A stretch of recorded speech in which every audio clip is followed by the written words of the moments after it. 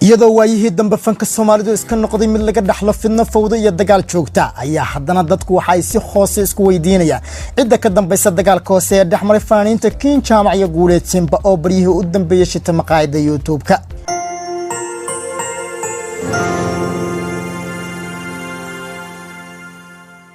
haddaba daawada maxaa kala socotaa wixii dhaxmaray King iyo Guuleed mise waa laga qari waa maxay sababta rasmiga ay u soo bixi laadahay heesta cusub ee King Jaamac taasoo hordhaceed ay soo bandhigtay Billboard shirkadda Billboard yaa iskale company ba mise Nabil Buule iyo Guuleed Simba ayay gaar u tahay haddaba intaasi in ka badan haddii aadan ka warqabin ku soo siqo ku soo dhawaaq markale wiilow boqolaal horaa bilabahii sheegtayo intay isboqreen haddana kullu may biliya labo libaaxad qoyday bisad hamoodin fanaanka Guuleed Simba oo garab weyn ka helay walaalkii Nabil Buule iyo shirkadda Billboard ayaa weerar faneed oo gaadma ku soo qaaday fanaanada caanka ee King Jaamac waxayna si toos ah bando u galiyeen hees ay rabtay inay soo saarto sanadka cusub ee 2020 heestaas oo lagu magacaabo miyaa dareentay oo ay duubtay shirkadda Billboard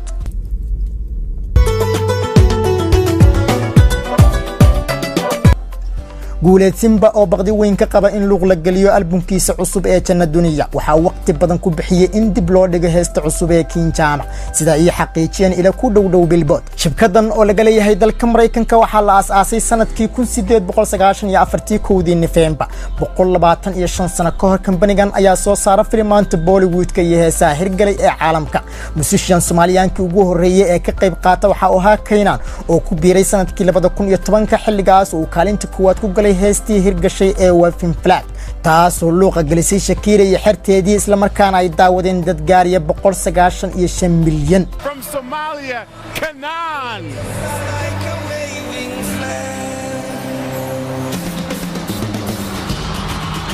Billboard ayaa sanadadii ugu dambeysay waxa ay xafiisyo Soomaalidu maamusho ka furanayeen qaaradda Yurub iyo Ameerika laanteeda Yurubna waxa manager ka ah shakhsi lagu magacaabo ayaan la oo saaxiib dhow la Guuleed Simba iyo walaalkii Nabil Buule kuwaas oo isku afgartay inta uu ka idlaanaya albumka cusub ee Janna Duniya inaan la soo saarin waxayse Soomaaliya ay duubtay shirkadan markii aan sameynay baaritaan la xiriira sababta ay u diidan yihiin waxaan ogaanay in ay ka cabsi qabaan fiyuusiir soo wajihi karto Simba Army oo wata iskoorka hooseeya midka King Jaamac oo milyan jeer ka fiyuus badan xirtan aamintay inay kaligood xadarayaan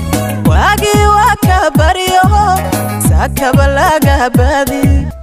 joogdheertan reer Laascaanood ayaa haysata daawashada ugu badan ee heesaha Soomaalida kuwii hore kuwii dhexe iyo kuwii dambaba waxay daaqada soo qabsatay sanadkii 2013 xilligaas oo ay fanka ku soo beertay laakiin sanadkii 2017 boorka iska soo qaaday hoboladan caan baxday ayaa ah dhal faneed oo dhan walba ka dhisan wixii ku dhacay heesteedii 2020 waxa ay ka aaminsan tahay hanqaraarac laguma dhugtiyo